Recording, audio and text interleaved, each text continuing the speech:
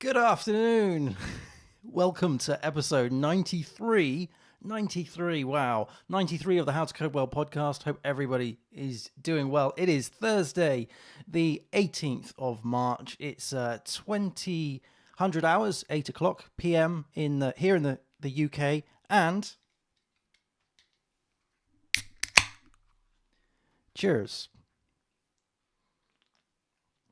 So today we're going to be talking about software testing.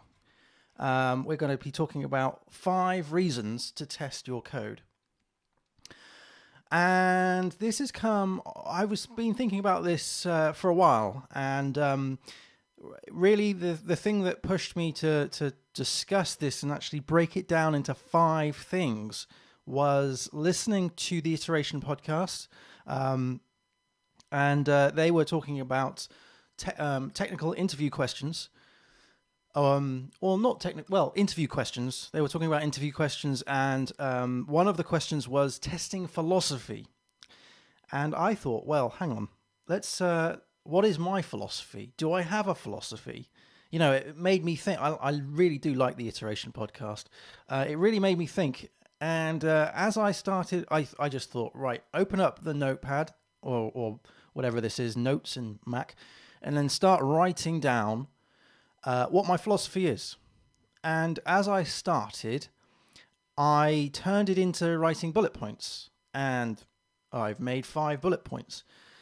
And so I want to talk about each one of these because I suppose this does build my philosophy up of testing, and it has changed somewhat over the many years of experimenting with testing, failing. Writing the tests, creating, countless amounts of fragile tests, and getting to the point where I can see the benefits outweighing the negatives of writing tests. I've been through all sorts of different styles of testing, shall we say? Testing that got in the way, testing that helps out. All of those kind of things. So we'll talk through these five reasons to test your code. We'll talk through those in the show. But before we crack on to this, just want to iterate that this is a live show, and so if you've got any questions, then please don't hesitate to ask. Hello, Eternal Programming. Thank you for joining. I hope you are doing fantastic and well. We're just going to shoot from the hip. We're going to talk about. I literally only have these five sentences, and we're just going to expand on those. Before I do, though, let's just do a little quick recap of how to code well and where this is going in terms of the developments over the last few weeks.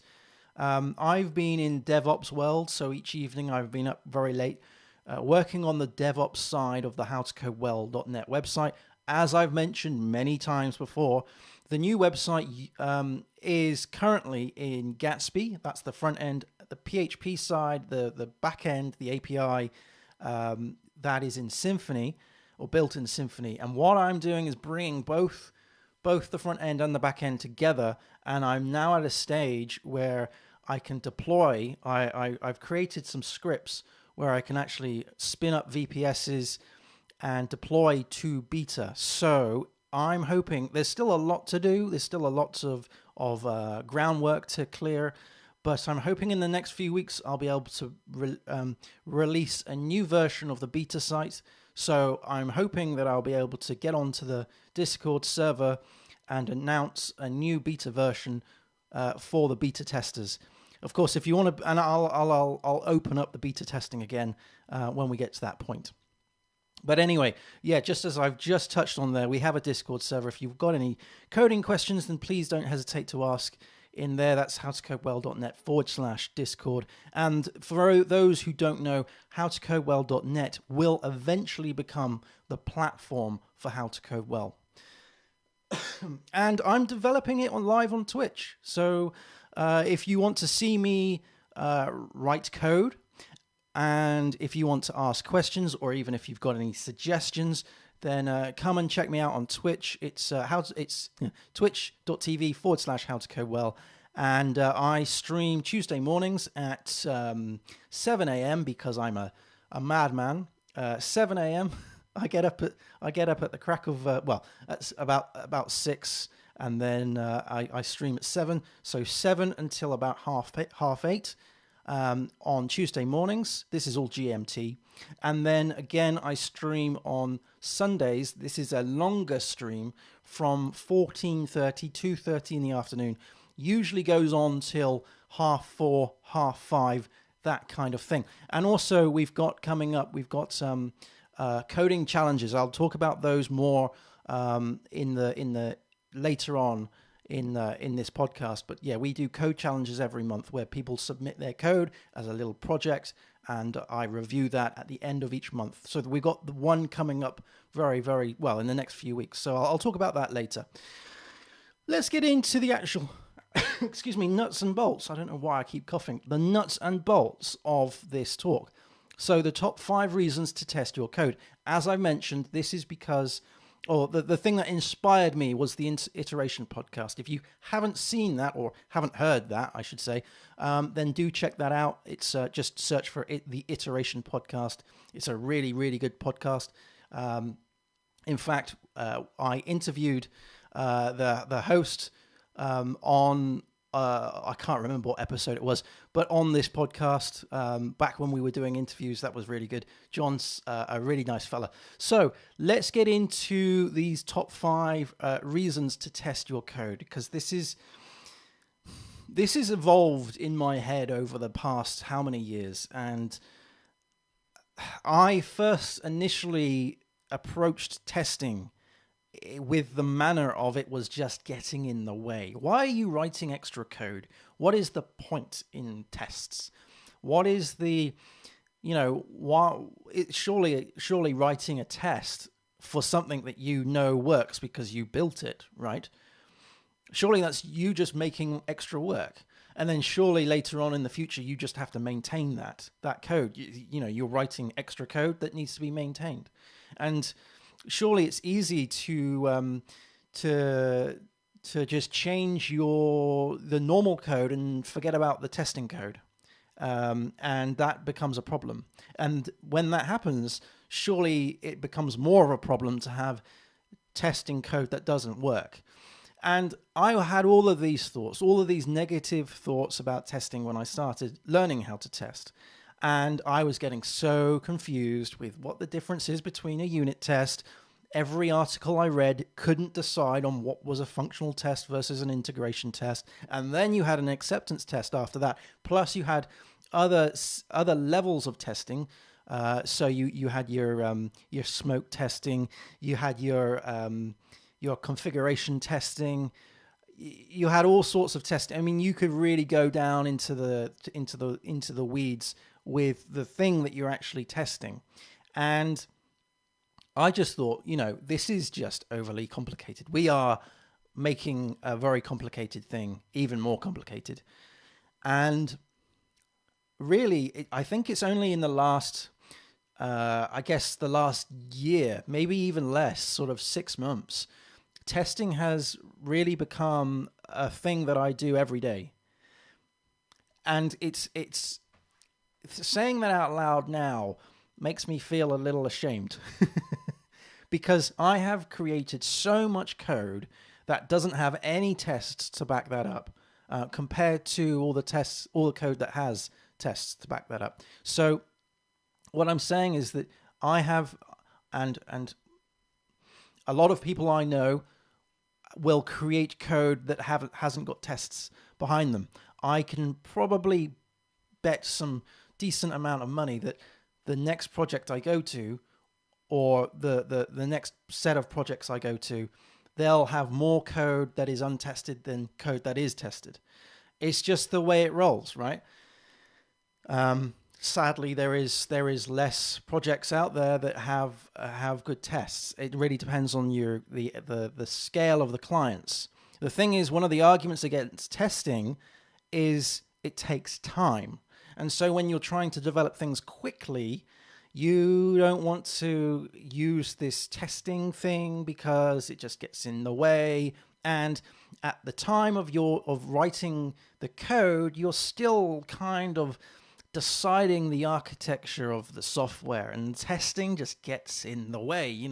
Why do I have to write the tests?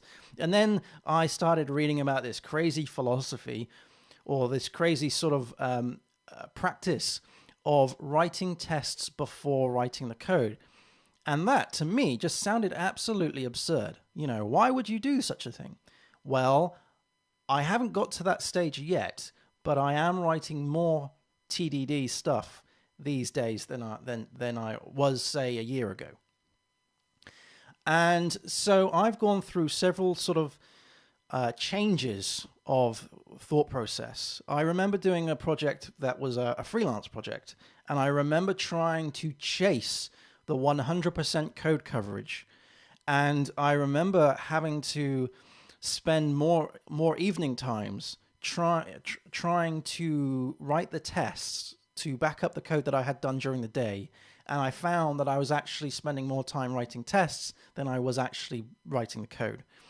And that was because I was writing the tests badly. And so that really turned me off of writing tests. And I must admit that after that, there was, I don't know, a year or so where I just didn't bother. And then I moved on to several sort of jobs where testing wasn't a requirement. It wasn't an expectation,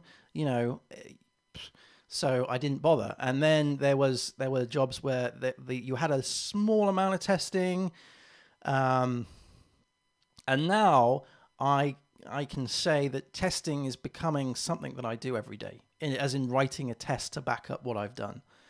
And I think the thing that has really changed has been my concept of what a software professional is. I'm a contractor, right? I'm a contractor. I used to work full time for several companies. In my time, I've done all sorts of different things, and as a self-employed PHP contractor working in a professional space, and I've done quotes, I've done invoices, and I've done I've gone to presentations and meetings where I'm sort of pitching for work and all of that stuff. As a professional, part of what you do is to ensure that what you do is correct. And that sounds sensible and common sense. And I'll go through some examples. Of where I was thinking, like some analogies of everyday testing outside of the software space, and try and sort of bring it to the software in a minute. But I'm going to get into these 5 reasons. 5 reasons to test your code. And we'll start with the first one. And that is repeatable proof that specifications have been met. Now, let me just unpick some of that. So that was the first sentence, the first reason. Repeatable proof that specifications have been met. I didn't read this from a book. This is just coming out of my head. When I was listened to that Iteration podcast and they were talking about testing philosophy, that was the first thing that came to my mind. What does testing mean to me now? Not what it meant like when I was starting to learn testing. What does it mean now? Repeatable proof that specifications have been met. Now, notice in that sentence, I didn't actually mention the word test or testing at all. So, repeatable proof. So, this is where you're proving that what you've built, what you've created, works. And you can do that in a repeatable manner, right? So, repeatable proof. It's something to keep running, repeating itself. You make a change, you run all the tests, and you're repeating the fact that you've proven that the changes that you've just made have not broken your previous tests. Okay. Now we're going to break up the next part of this sentence so that the specifications have been met. So my change of thinking about writing tests in software has basically boiled down to the fact that I'm now seeing testing like technical specifications. So when I write a test, I'm actually writing a technical specification. I'm writing a requirement of the software. And I am ensuring when I'm running the tests that I can prove that the specifications have been met. So it's a different mindset. You're not just testing code. You're testing the requirements. And this, I suppose this helps when you go into the sort of the acceptance testing level, the higher level, because then you can actually start writing a single line, or in my case, I use Gherkin and Cucumber. So I can write the, given, when, then, and all of that stuff. So I can actually write down in plain English the actual requirements of what is needed for that feature to be acceptable. And then you break that down into, okay, that's the acceptance level. That's a high level. What is the acceptance of this? You then break that down into integration testing. So, okay, what are the components that need to integrate together to actually fulfill this specification? And you'll have more integration tests that cover a single acceptance test. Think of it like an upside down triangle, right? We're starting to go down. Oh, no, not an upside down triangle. Think of it like a triangle. So you've got your acceptance test at the top. That is like a single feature. And then below that, you've got integration tests. You've got more integration tests that cover a single acceptance test. And then below your integration tests, you've got a whole bunch of unit tests. So within that integration, you'll have lots of little units that you want to test, units of work that do a single thing, and each of those single things make up all of the parts, if you will, that integration uses or relies on. And then above that, you then have your acceptance test and so on. So when you're writing when you're actually writing the test methods, you are defining a specification. So take a unit test for instance. You're defining a technical specification for a single thing because you're testing a single unit. So when you're writing your method names, you need to explain to the reader who is reading that code what that unit test is actually testing. And as I said, you'll have more unit tests. You'll have lots of unit tests. Then you'll have your integration tests. And then you'll have your acceptance tests above. And the repeatable proof that the specifications have been met is you repeating the tests in an automated way, and they are repeatable, right? So you don't have to do any configuration work in between the tests. They are strictly repeatable. They do not hold any state, okay? So if you're dealing with a database, you change the database or you revert the database back to the known state, the working state, after each of those tests. So you don't carry state forward. Otherwise, you don't have a control, a controlled base, if you will. So repeatable proof that specifications have been met. So that's the first reason why you should test your code, in my opinion. It's to give you the proof and the repeated proof that your specifications that you've defined have been met. Or it might not even be you. It could be, you could I take a very common example here. Someone gives you a a technical brief, right? So they give you some form of requirements document. This application must do this, this, this, and this. Okay, so you can then take that and turn that into technical specifications. So that they may have given you, specifications of the application on a very high level, and now you have to come up with all the components and mechanics that build those features.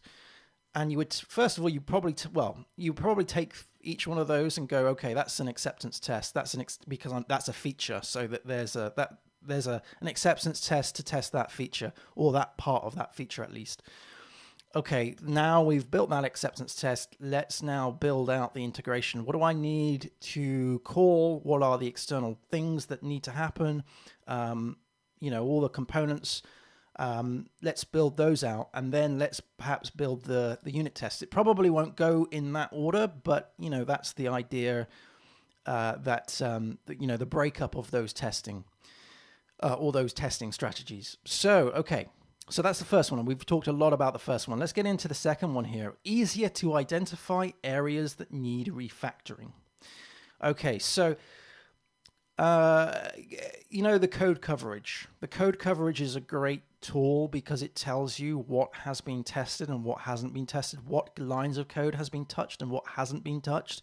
I try and use code coverage without the acceptance tests because it gives me more of a sort of an overview of in sort of a granular space. So I can write an acceptance test of the happy path, knowing that the happy path is always going to be happy, right? But when I'm dealing with unit tests, I also want to be testing for negative paths, things that will go wrong, right? And I want to write tests for that. But that was my justification of why I don't always use code coverage against acceptance tests, because you can just write a piece of, you could just write something that will just scrape the site and you've touched everything and it's like, oh, okay, all good. Anyway, so easier to identify areas that need refactoring. So once you've got your code coverage, and once you can identify the areas that are more risky and less risky, you can look upon how you would change the riskier areas of code. And usually what happens is you get into this sort of 80-20 rule. And the 80-20 rule is where your code coverage gets to about 80%. And the first, say, 50% was super easy to test. Super easy because it was just low-hanging fruit. You just wrote those tests and they were done. You bashed those out, no problem. And then you get to the last 20%. That is the real tricky stuff. It's the black box stuff. It's the stuff that is really difficult to test because it probably isn't architected very well, and you have to do a lot of rethinking. So it's going to take you a lot longer to test the last 20% than it would do the previous 80. And this gives you an idea as to what areas should be refactored.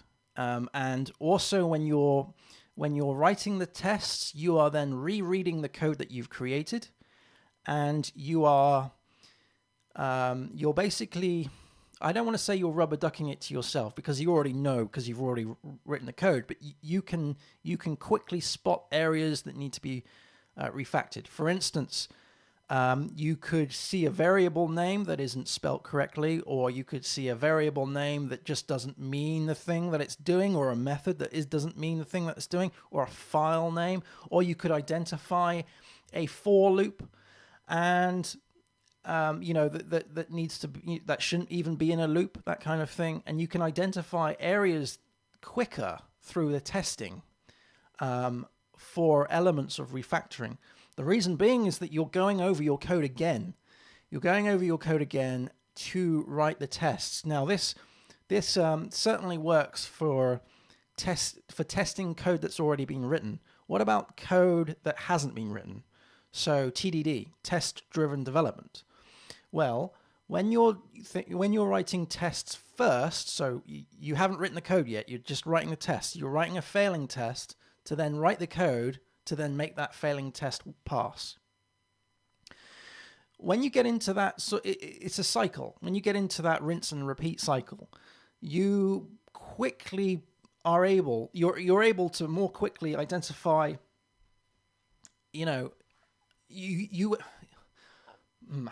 what's the best way to term this? So you're questioning I find that I question myself more often when I'm doing TDD than when I just sort of write code. So I'm questioning myself. Should it be called this? Should it be called that? And the answers to those questions will dictate what I change and refactor. And I find TDD helps with that. When you don't do TDD, there are some things that you write where you just set and forget. It's like, oh yeah, no, that works, so we'll leave it. Whereas TDD is constantly going over your code. You are iterating over the code that you've created, because until you've actually finished writing the feature, you're going to continue repeating over and over and over and over all the tests, all the unit tests, all the features that you are creating, all the code that you're writing in order to get this final feature out. And you have lots of these little cycles within TDD. And that's the thing that TDD brings to the table over testing after the fact, after the code has been written. TDD gives you the opportunity to think about how you're going to structure and refactor the code and how it's all going to slot together as you're doing it, which is super important. And I must admit, TDD is something that I am still struggling with because it takes a long time for me to get into that cycle. And also with some of the things that I do, I'm working on projects that already have code written. So TDD in that scenario gets quite tricky, because if you're working on a feature that relies on other code and that other code hasn't been tested, then it's like, well, where do you stop, and unfortunately I am leaning on the whole time thing on TDD. I never want to get to a point where I'm where a client is like, where's the work, Pete? And I'm like, well, the work isn't actually done yet, but I can show you some tests to prove that I'm almost there. I don't know. Maybe that's a good thing. I don't know. Anyway, so number 3 is less risky. It's less risky to make drastic changes to core features. So this is something that I can relate to a huge amount, because in the How to Code Well site, we have the sort of authentication system, and that authentication system was using FOSS OAuth and FOSS user. So FOSS OAuth server and FOSS user. Those were the two bundles of Symfony that we were using. And I think it was when I upgraded a version of PHP, or I did something, and I basically sort of snookered myself. I couldn't use those packages anymore because at the time, they may have changed, but at the time they didn't support the thing that I wanted to upgrade to. And so I had to make a decision. Do I not upgrade what I'm doing, or do I rip out those bundles and rewrite the thing? And I discovered that the thing that I was trying to do, they decided that those bundles weren't going to be supported with that, so I had no choice. Now, authentication, user login, session management, all of that stuff, it's very tricky. It's very tricky to write code for. It's very difficult, complicated stuff. And I rebuilt it very quickly because I had the tests, because I knew that I had tested the features with those bundles, and therefore I had my self-specifications that defined what a stable site should do. And so when I started removing those bundles, obviously the test started to fail, which meant that I had a checklist of things that I needed to do in order to get the test to work. And I knew that I wouldn't be able to get back to my confidence levels as it was with those bundles installed until those tests had passed, because I wouldn't have a like-for-like system. Which means that, and so the pressure was off. Because the amount of times I've done some work where we've done a massive change to something and we're not 100% sure that we've captured every edge case because we just don't know. And that's the thing. It gives you knowledge. Knowledge is power. You know the thing that you're changing, and you know how that is going to impact in other areas. And believe you me, there'll be areas of the code that rely on these changes that you aren't even aware of. It was surprising the amount of tests that were failing because I was pulling and pushing all of this stuff out and recoding it. I just totally didn't appreciate all the other, subsidiary features that were relying on this change. It was huge. I was finding areas where I was injecting classes from, I think it was the FOSS user stuff, and I didn't realize. I just totally forgot that I was doing dependency injection of the certain, I think it was the user manager, in other places of code that I didn't necessarily think would use it, but it did.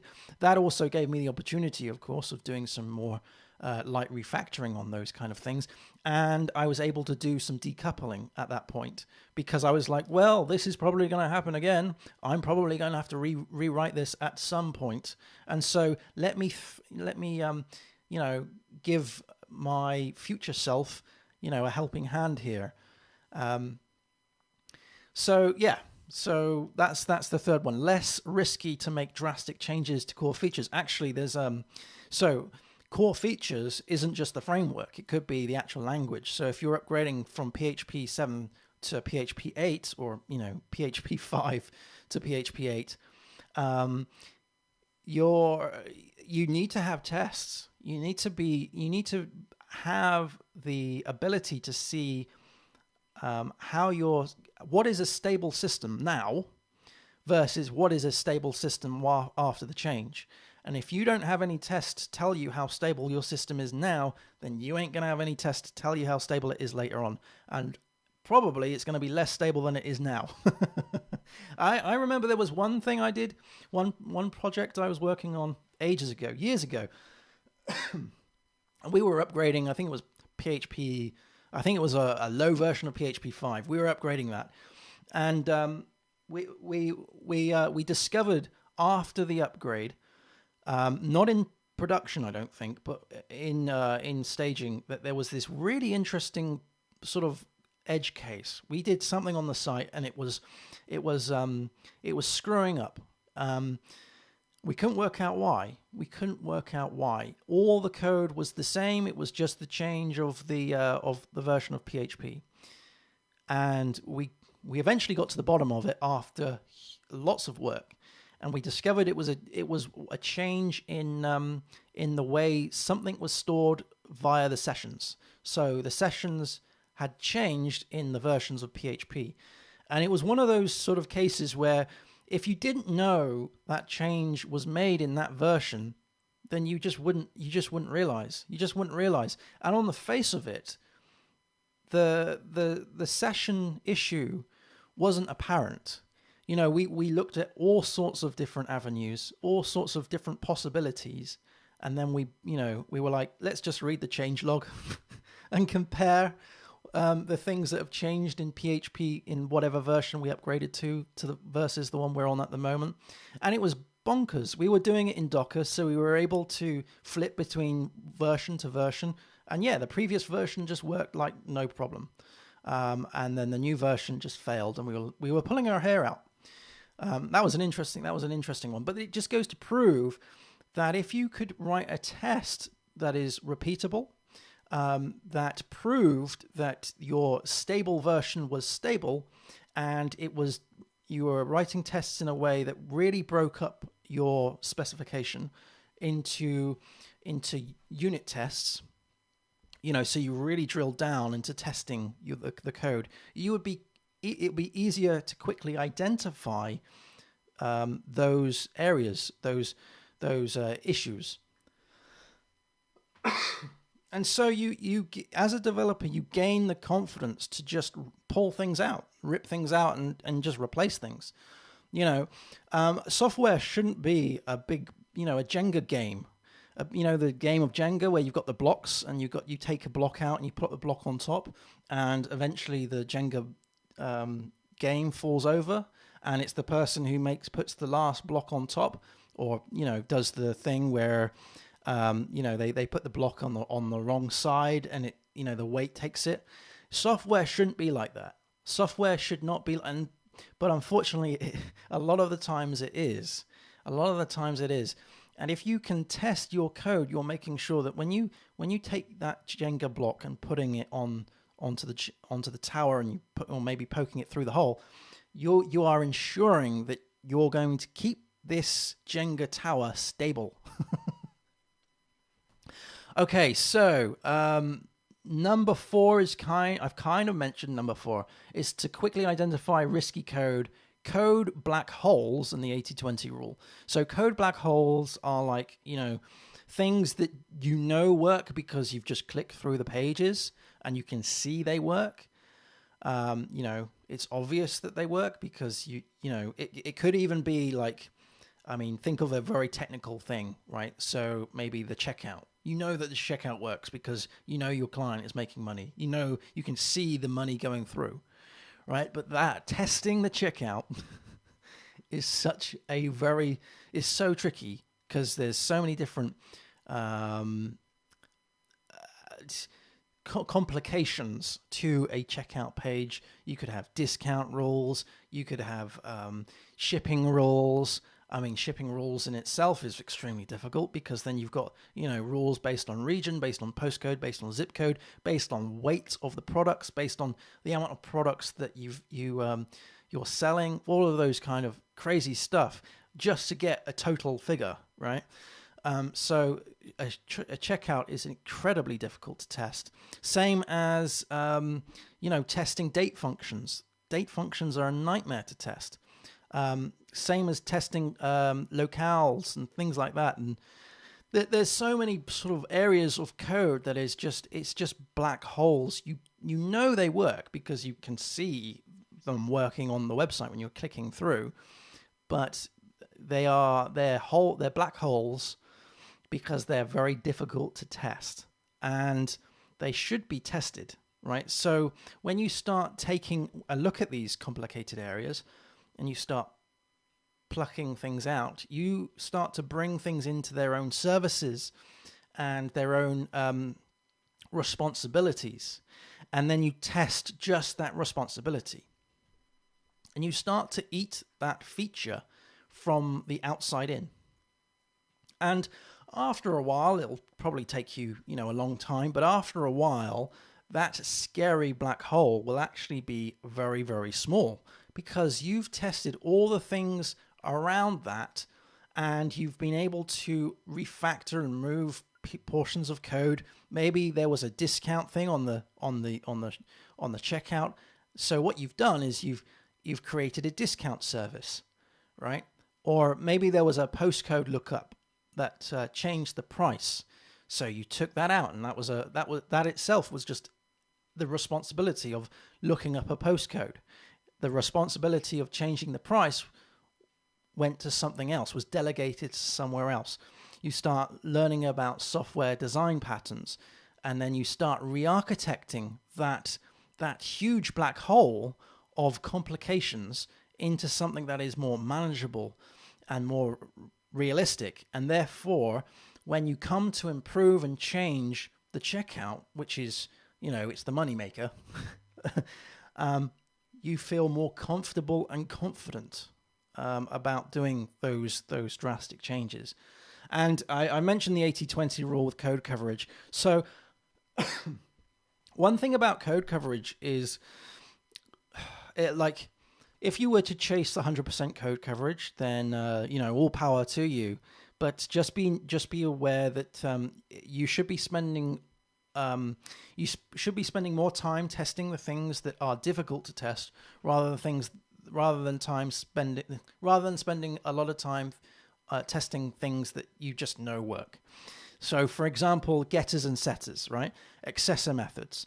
Those things aren't as difficult to test because you're just setting and getting a variable or a property than, say, an actual calculation of the checkout based on some of the rules, based on something that has been, the state of a particular user account.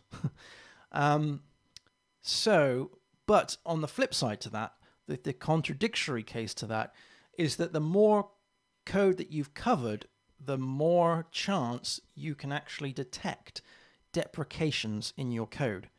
And the more deprecations your testing suite returns, the more knowledge about the future changes you're going to have to make to your code, right? So for example, if you run the test suites, at the end it'll come up with some deprecations, and those deprecations will say, this method is deprecated and will be removed within, in the next version or version XYZ. And you can look at those deprecations and you spend some time to sort those out. So when you do come to do that upgrade, you're not stung. I've been stung many times, and yes, in things like Symfony there is a deprecations log, but who reads that? If you're running tests in a repeated fashion, those deprecation messages are going to be shown every time you run those tests, which means that they are added to the quick feedback loop.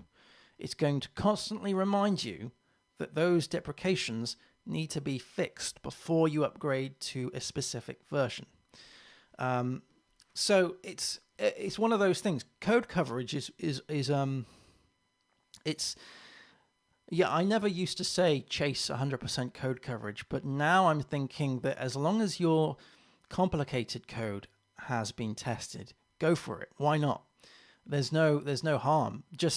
I can just remember wasting so much time on a particular project because I was chasing 100% code coverage, and if you do it wrong, then you end up with fragile tests.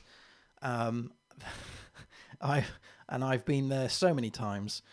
So you don't want to spend all your time just testing just because you want the green bar, right? You want to be testing because you want to ensure that the things that you're writing, the code that you're writing, works and also works with the existing code base. You don't want to be just measuring stuff. You don't want to just have a nice green chart. There is a reason why you're writing this stuff. It's not just for it's not a tick box exercise. The last one is an important one. The last reason to test your code. So I'm dyslexic. Okay, I mix up numbers and letters, and I can't spell very well. And we've talked about refactoring, but I make silly mistakes, especially when I get tired and I've been working for ages, and I just start making stupid. We've all been there. Make stupid mistakes. When you're writing tests, you are minimizing developer error. Because you're basically writing something to back the thing up. It's like having another developer look over your shoulder and go, "Nah, you don't want to be doing like that. If you did it like that, you're going to break this." So you are minimizing developer error and developer oversight. So what I mean by developer oversight is, let's say, for instance, someone gives you a specification, some sort of document that says this needs to be built like this. If you tackle this with TDD, you can break that up into small sort of bite-sized chunks that you are constantly going over in your head. which means that you are rereading that specification, that specification that was given to you, and you are converting that into your own technical specification. And you're doing so in a rinse and repeat kind of cycle, which means that there is less risk of you underthinking or overthinking something, because you're thinking about the code before you're actually writing the code, which is something that I really do like with TDD. It forces you to think. It forces you to just not suddenly just jump straight into the code, get into the deep end and just rift. It forces you to take a step back and think about how are you going to solve this problem, and then once you have the solution, you then write the code that proves that solution, and by doing so, you reduce the risk of developer oversight. It's not I didn't think of it like that. Because you've had the time to think about it. I want to talk a little bit about times, because there's a lot of chatter around testing where people say that testing code takes time. And it does. It takes a lot of time. But that is time that you need to allocate. It's not time that your employer needs to allocate. You need to allocate that time. And we're now moving on to the professionalism of software.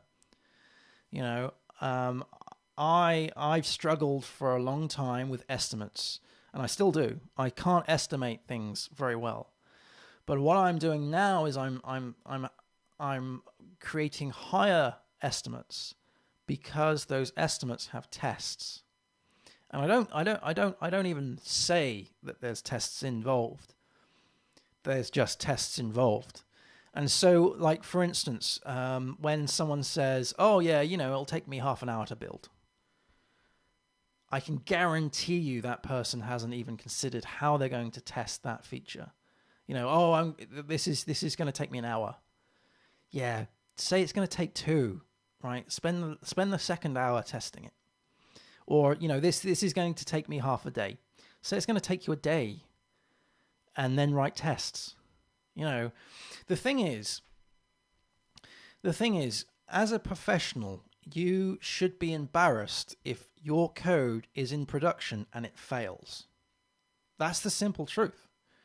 If your code is in production and it fails, then you should be embarrassed, because you didn't test that it works. If the failure is because of something that you could have quite easily picked up in a unit test or any kind of test, and you didn't put in the time and the effort to test that, then you should feel bad, right?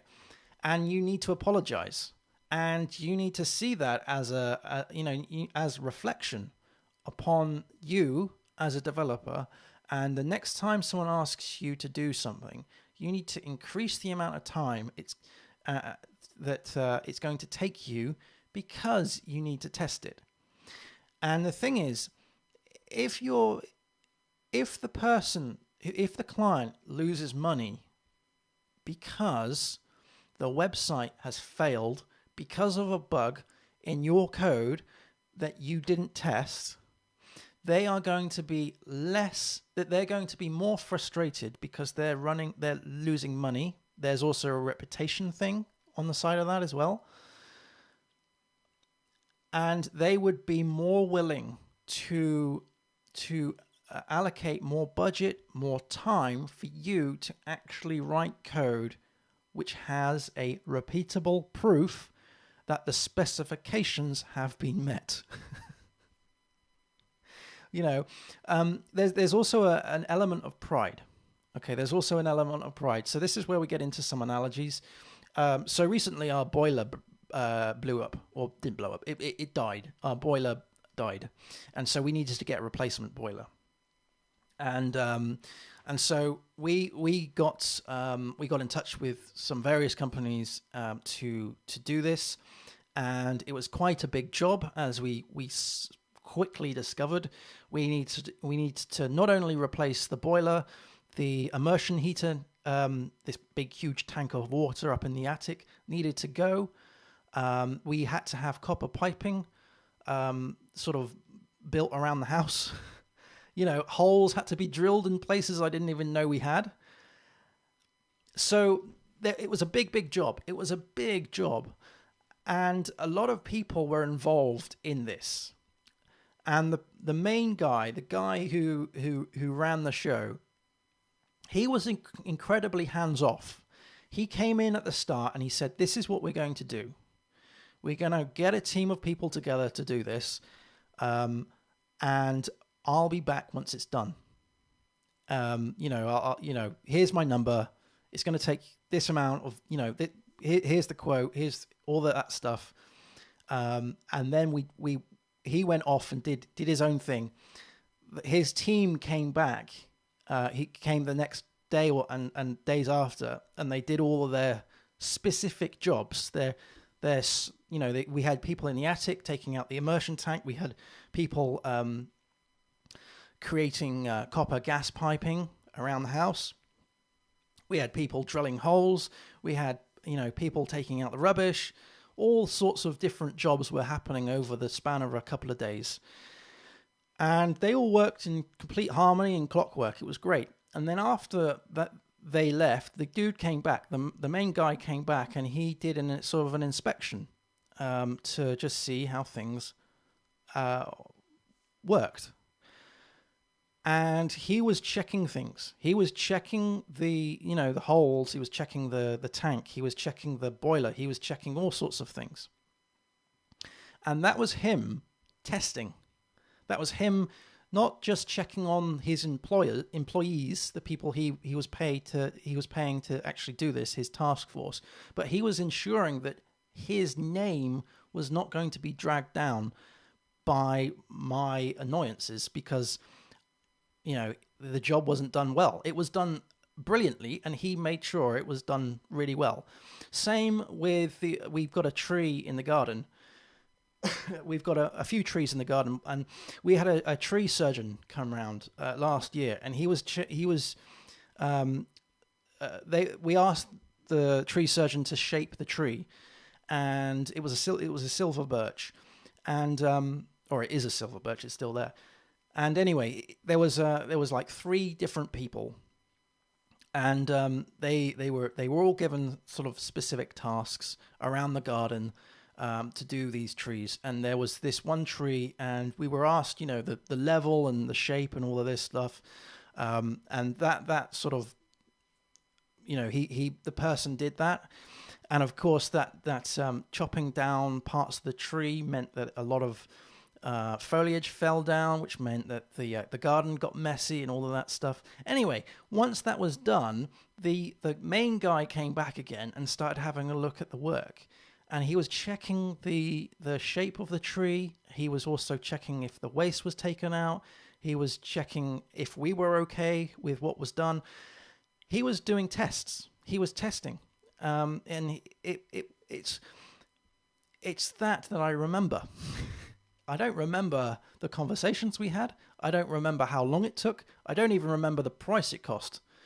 I just remember that these two events, there was professionals involved, and they were taking pride in what they did by checking what their staff had done.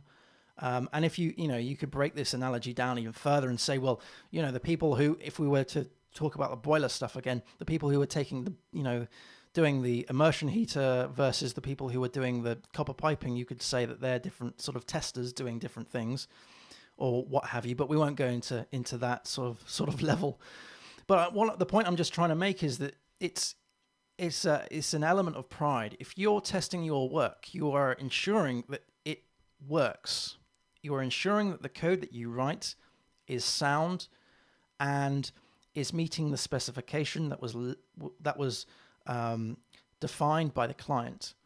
And it means that when it's in production, fingers crossed, it's less likely to break. And with the tree surgeon, he actually brought back some of his guys because he didn't like the way, he noticed that there was some rubbish on the ground, from the leaves that fell down. Or he noticed that the one side of the tree needed to be shaved down a little bit, that kind of stuff. So it was having that sort of level of checking that really kind of struck me. And I kind of see this with software development. Time is one of those things that we need to allocate. We need to say, it's going to take this long because of the testing. And we shouldn't even mention testing to our clients. The clients should just expect that we test our work. The fact that we can get away with not testing our work, in my opinion, is actually quite embarrassing. But, testing doesn't happen all the time. I certainly don't test my work all the time. I certainly haven't got any projects that are, 100% code coverage. I don't want to sound like I'm stood here on my pedestal sort of preaching that everybody should test, and if they don't, they're not professional enough. I do appreciate that there are times where testing does get in the way. It does get in the way. And, there might be a case where there isn't any budget for it. But as long as the client is aware that this is untested code going into an environment where people could break it, use it in a way that wasn't sort of defined, and then there would be a risk of reputation, those kind of things. But yeah, I think testing is something that I'm going to be trying to do more often. I now test pretty much every day now, which is so awesome. And it's something that I would like to strive to do. I think that it's a very good thing it's a very good thing. I mean, I could talk about testing for ages, but I think it's a very good thing for software developers. It's a skill that software developers need to learn. And on the face of it, it sounds bloody obvious, testing, test your work, test your code. Why wouldn't you? Why wouldn't you? Anyway, so on the 28th of March, this month, 28th of March, we are going to be doing the Code Challenge Review. The Code Challenge Review is every month. I set out a challenge on Discord. Actually, I do it on Twitch, but there is a Code Challenges channel on Discord, and I set that out. I link to the challenge. This challenge is going to be object-oriented programming, and it's 10 quiz questions. Let me spin up the site and I'll go through each of these questions, because these are interview style questions, and the idea is that on the review I'll be going through people's code and or people's answers and discussing their answers in a very relaxed, chilled out way. But these are questions that I've been asked before in the interview process, so I thought I might as well list them down here and then just see what other people do. So let me just bring up the site. It's codechallenges.howtocodewell.net. codechallenges.howtocodewell.net. On the 28th of March, on Sunday, I will be reviewing these 10 PHP OOP quiz questions. So, test your PHP OOP knowledge with these interview-style questions. Question number 1 is multiple inheritance supported in PHP, yes or no? Question 2, explain the difference between a class and an object. Question 3, demonstrate the singleton pattern. Question 4, explain why the singleton pattern is sometimes considered an anti-pattern. That is a very popular question in terms of the interviews. Question 5, explain what an abstract class does. So this is all PHP, by the way. Question 6, can an abstract class extend another abstract class, yes or no? Question 7, can a PHP interface extend another PHP interface, yes or no? Question 8 now. How many interfaces can a PHP class implement? Question number 9. Explain when you would use an interface instead of an abstract class. And finally, question number 10. We have an example here. Explain the output of the following code. So, just for those listening, I will just go through this line by line. It's only a small example. The idea is that you explain the output. So we have a final class. It's a final class called base class. And in that final class, we have a public function called test. This test method returns base class test called. So it's a string that just says base class test called. Okay, so it returns a string. There is another class underneath this, which is called class child class. This extends our final base class. And then in our global code, we do a variable obj is equal to a new instantiation of the child class. And then we have another variable called output, and that is assigned the value of obj and then test. So that is the test method. It's calling the test method of the final base class via the child class. And then we're echoing the output variable. So what is actually returned and why from that. So they're the 10 questions. If you fancy doing this, then please join our Discord server. Go to howtocodewell.net/Discord to join. Totally free to join. There is the Coding Challenges channel. And if you submit your GitHub repository to that, I will then go through the code or go through your answers. It's a little bit different, this one, to the other challenges that we've had, because the other challenges, they're more sort of project-based or more sort of code-based, whereas this one, it's more theory-based, I guess. It's asking questions, and the answers are either, an explanation or yes or no. We haven't really had that before.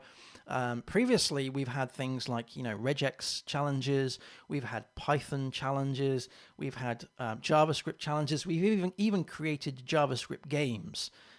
So there's a new challenge every month, and this one is the latest one, PHP OOP Quiz. So go check that out. That's codechallenges.howtocodewell.net if you want to level up your PHP skills in a chilled, relaxed manner. That would be awesome. So that's pretty much all I've got for today. I'm going to take another swig of my beer.